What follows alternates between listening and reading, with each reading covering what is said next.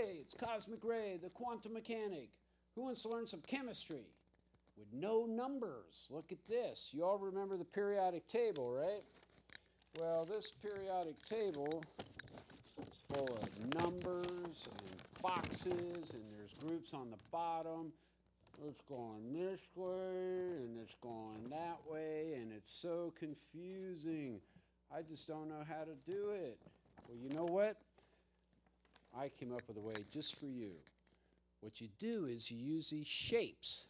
So the middle, because of the whole idea of the octet, 8 electrons are stable. 8, 7, 6, 5, 4. 4 is right in the middle, right? What element has 4 bonds to it? Carbon. And what does carbon make? Carbon makes diamonds. Okay, so I don't see any reason why a third grader can't learn that carbon is going to have 4 bonds to it. Carbon is right in the middle of the table. There's a big gap in here. This is where students get confused. Well, it continues over the first 2 times. There's no metals in between there. So the whole concept of the periodic table is designed because all the elements in this first group act like they have 1 electron. Because as they get bigger, the electrons are actually in these inner shells, so it's hard to pull an electron out of an inner shell.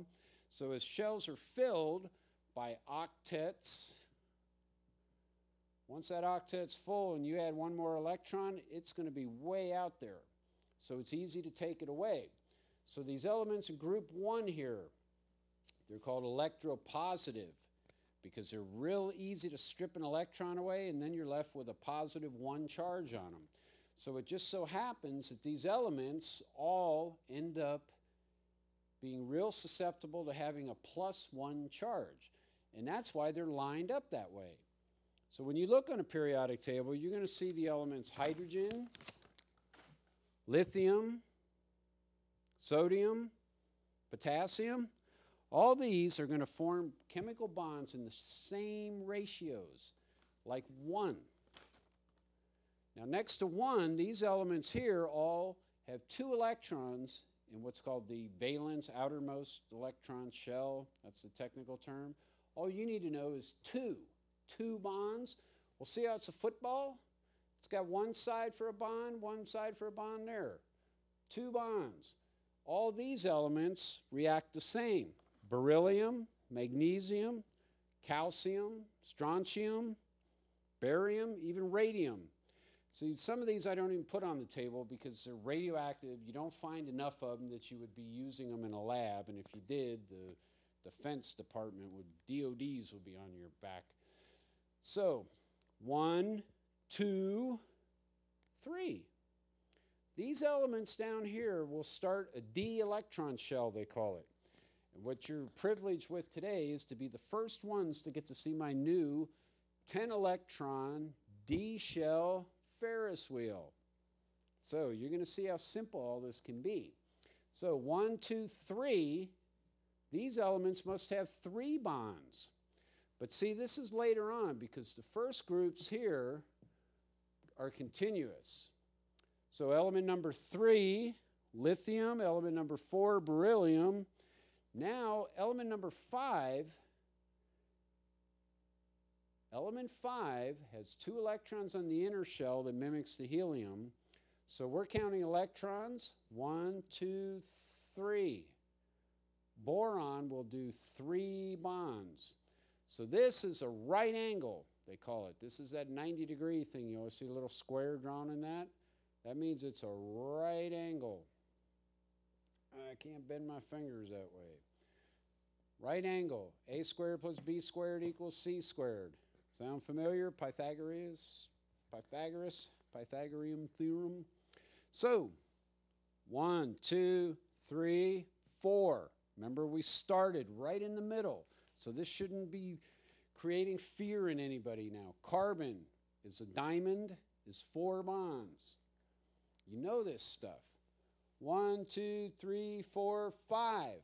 Well, you know what happens is nitrogen actually having 5 electrons in the outermost shell. It's got 2 on the inside, so it's just confusing you to know the number of electrons. I hate seeing that on a little 5th grader's test. What is the total number of electrons in a phosphorus atom? Who cares? What you care about are only the outermost, because that's how chemical reactions happen. The outermost electrons are the only ones that are going to be involved in creating a bond. So what we find now is nitrogen, 3 bonds. Well, this is an isosceles triangle, because there's a technical thing we should discuss a little bit. It's got a little electron pair, which makes a cool little alien spaceship in one of our cartoons. But 3 bonds again for nitrogen, 1H, 2H, 3H, that's ammonia. If you had carbon here, 1H, 2H, 3H, 4H, that's methane. So all these bonds will take 1s. So over here you'll see something like, say, a lithium. 3 lithiums on a nitrogen, 4 lithiums on a carbon. How about oxygen? Notice that in the middle, the total number we want to get for stability is going to be 8 electrons, but there's electron pairs, so you got to know this. That's why I drew the shapes in there. It's the number of bonds is what we're concerned with. So when we're counting the valence electrons across here, you got 1, 2, 3, 4, 5, 6, needs 2 more for 8. Am I confusing you yet? So needing 2 more, oxygen only has 2 bonds. Counting the number of electrons will get really confusing, but the beauty of the table is that all the elements below it are the same. So just think, there's other diagrams to show this, but we're just doing shapes to show bonds. 2 bonds on an oxygen, 3 on a nitrogen, 4 on a carbon, 3 on a boron, 2 on beryllium, 1 on a lithium. So right after carbon, it's the dividing point. 3, and then 2. So how many bonds do you think fluorine can have? 1. Do you see? This is called symmetry. When you're able to look at one thing and see that the other is totally symmetric with it. And this happens a lot in science and nature. The yin, the yang, up, down, left, right, positive, negative, him, her. 1 bond for fluorine, octet. 8 electrons, doesn't bond with anything. We know that, right? Helium with a pair of electrons is stable. After the first pair, it's going to take 8 in another shell. So for you real technical chemists here, neon has a total of 10 electrons. 2 are in an inner shell, and then an octet, 8 around it. So remember I said again, you talk to the spectroscopists to get the real picture of this. What they'll find is this ionic radius of where these electrons are outside the atom, right? Well, fluorine has 7, and if it takes 1 more, it gives it 8. Well, what you find is even though it's got the same number of electrons, it's got less protons than neon. Neon, for some reason, is tighter. That octet of electrons, there's a symmetry that allows it to shrink up and get super tight.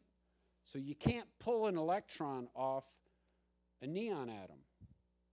But boy, you can pull one off a fluorine atom. So there's symmetry is what we're looking at here. So I find it just beautiful that right in the middle, half of 8 is 4. And what do they call the most human essential element in the world? Oxygen. And part of the reason is that it can do 4 bonds.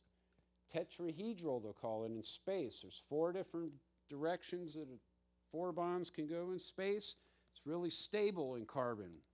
So if you have a fat with a long chain of carbons, the way they're bound, it's able to jiggle around and absorb energy and be stable. It won't break a bond like a salt. What is sodium chloride?